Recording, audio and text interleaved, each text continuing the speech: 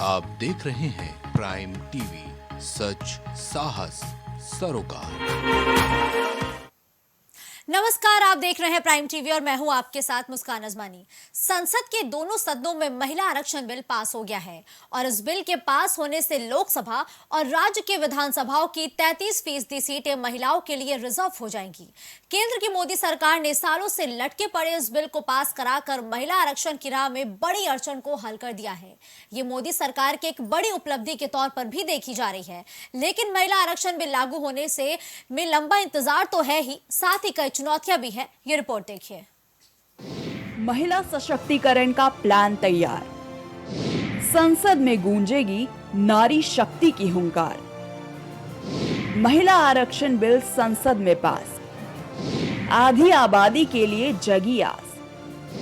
Bill pass, Kota फिर क्यों दूं? मंगलवार 19 सितंबर को संसद की नई इमारत में केंद्र की मोदी सरकार ने एक बार फिर ऐतिहासिक कार्य की पहल की।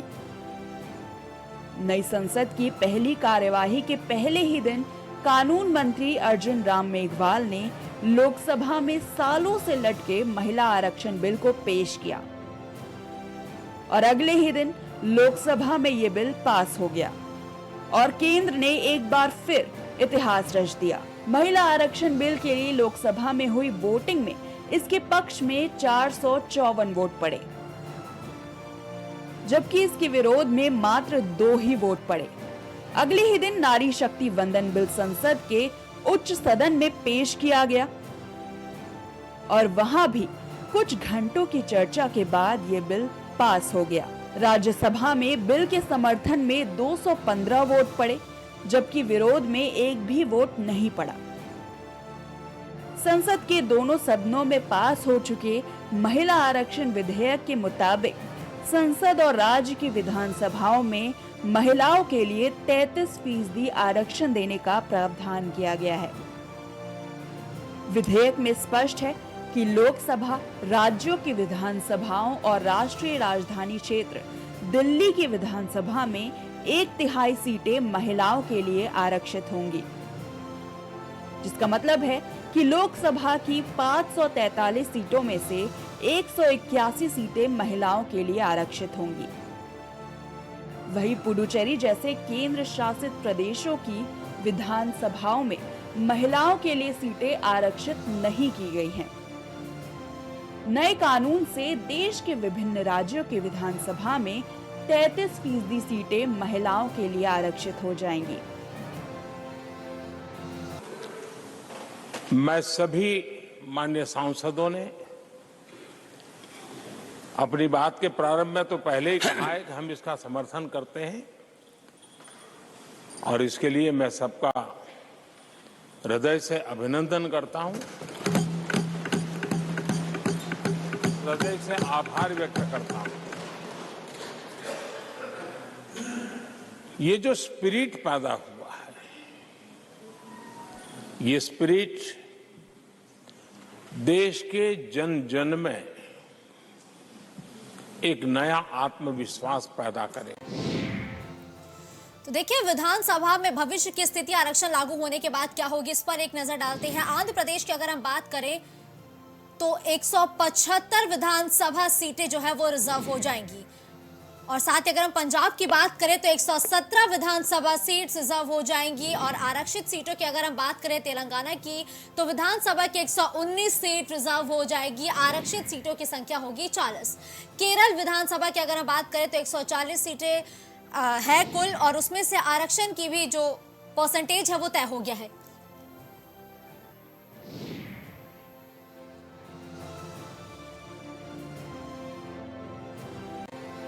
संसद में पास हो चुके महिला आरक्षण विधेयक का फॉर्मूला भी तैयार है। अभी लोकसभा और राज्यों की विधानसभाओं में एससी और एसटी के लिए सीटें आरक्षित हैं। इन आरक्षित सीटों में से 1/3 सीटें महिलाओं के लिए आरक्षित की जाएंगी।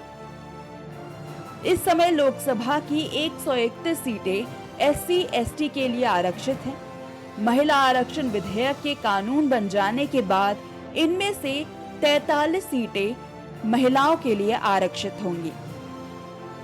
इन 43 सीटों को सदन में महिलाओं के लिए आरक्षित कुल सीटों के एक हिस्से के रूप में गिना जाएगा, जिसका मतलब ये है कि महिलाओं के लिए आरक्षित 181 सीटों में से 138 ऐसी होंगी जिन पर किसी भी जाति की महिला को उम्मीदवार बनाया जा सकेगा। इन सीटों पर उम्मीदवार पुरुष नहीं हो सकते। बिल के लागू होने के बाद महिला आरक्षण सिर्फ 15 साल के लिए ही वैध होगा, लेकिन इस अवधि को संसद आगे बढ़ा सकती है।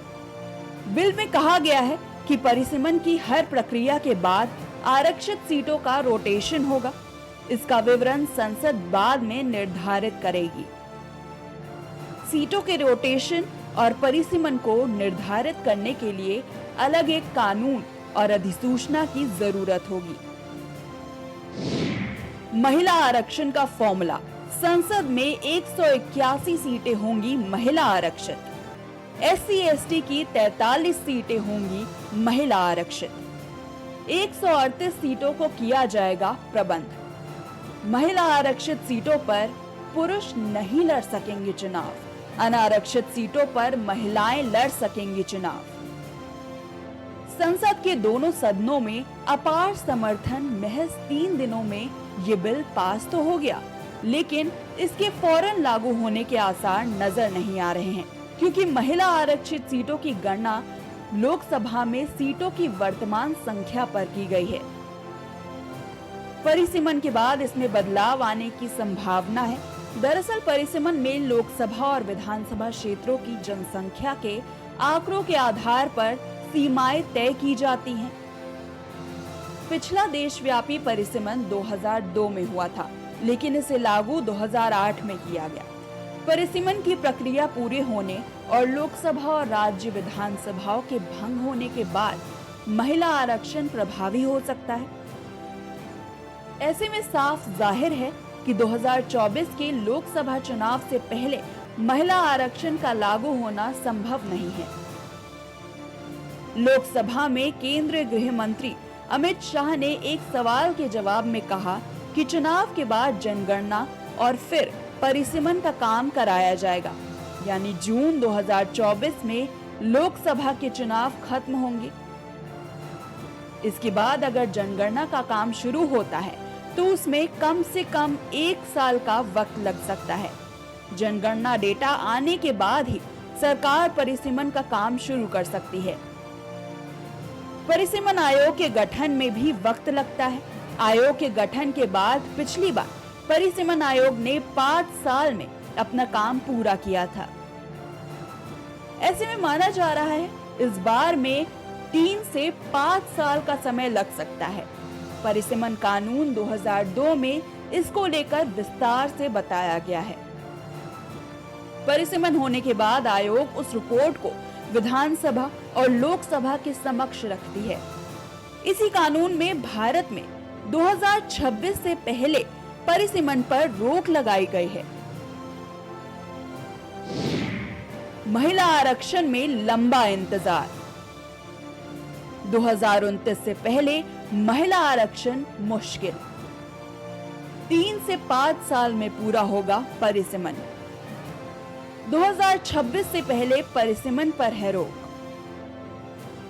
महिला विधेयक पर संसद की मुहर के बावजूद बिल के लागू होने में कई चुनौतियां हैं।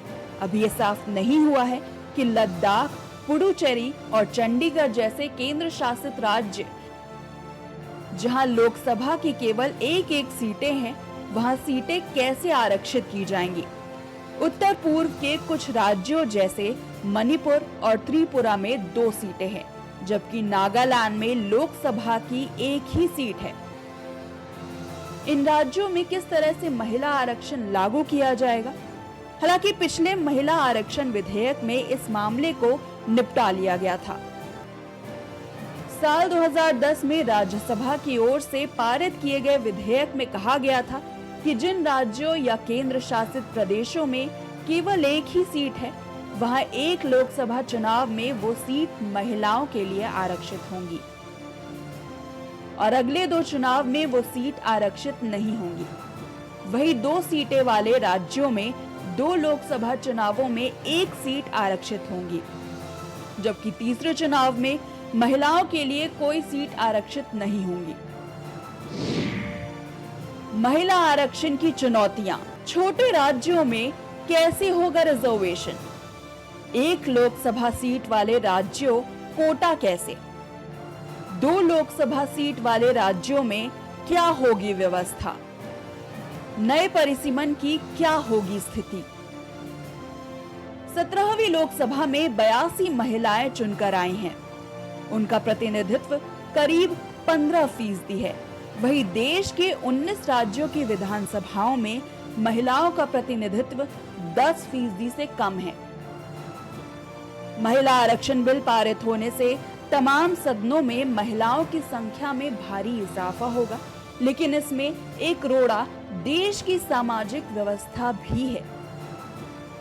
देश की कई पार्टियां महिला आरक्षण में ओबीसी जातियों के लिए कोटा निर्धारित करने की मांग कर रहे हैं। उनका मानना है कि महिला आरक्षण बिल के जरिए ओबीसी का प्रतिनिधित्व तमाम सदनों में कम करने की कोशिश की जा रही है।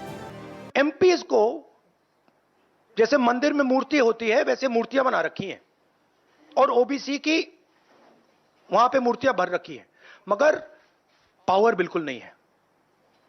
देश को चलाने में कोई भागीदारी नहीं है। यह सवाल मैंने उठाया है। तो आप रिप्रेजेंटेशन कहां दे रहे हैं? किसको दे रहे हैं रिप्रेजेंटेशन? जिनका रिप्रेजेंटेशन या उनको रिप्रेजेंटेशन मिलना चाहिए ना। तो इस बिल में सबसे बड़ी खामी यह है कि इसमें ओबीसी महिलाओं को और मुस्लिम महिलाओं के लिए कोई कोटा नहीं रखा गया, इसलिए हम इस बिल के खिलाफ हैं। फिलहाल चुनावी समर में लोकसभा और राज्य की विधानसभाओं में महिला आरक्षण के लिए केंद्र सरकार ने नारी शक्ति वंदना बिल पास करके बड़ी कामयाबी तो हासिल कर ली है, लेकिन महिला आरक्षण के लिए अभी लंबा इंतजार तो करना ही पड़ेगा। साथ ही कई चुनौतियों से भी निपटना होगा। Bureau report, prime TV. देखिए, तमाम कोशिशों के बाद और एक लंबे इंतजार के बाद महिला आरक्षण बिल दोनों ही सदनों में पास हो गया है, लेकिन अब सरकार के सामने कई बड़ी चुनौतियां भी है कि तमाम जो प्रदेश है उसमें इसे लागू कैसे किया जाता है, आगे की रणनीति क्या बनाई जाती है। क्योंकि अगर मौजूदा कानून की बात करें तो 2026 के बाद जो पहली जनगणना होगी उसी के आधार पर परिसीमन होगा। अब इसको लेकर 2024 की सियासत फिर हाई हो चुकी है। अगले साल लोकसभा चुनाव होने हैं, उससे पहले विपक्षी दल एक बार फिर से सत्ता पक्ष पर महिला आरक्षण बिल को लेकर हमलावर है। ऐसे में बीच का रास्ता क्या निकलता है? क्या 2024 के चुनाव में महिला आरक्षण बिल को मुद्दा बनाया जाता है? अब यह देखना बेहद दिलचस्प होगा। खबरों का सिलसिला यूं ही जारी रहेगा। देश और दुनिया की तमाम बड़ी खबरों के लिए आप देखते रहिए प्राइम टीवी। कुछ भाव पुष्प। आप देख रहे हैं प्राइम टीवी, सच साहस सरोकार।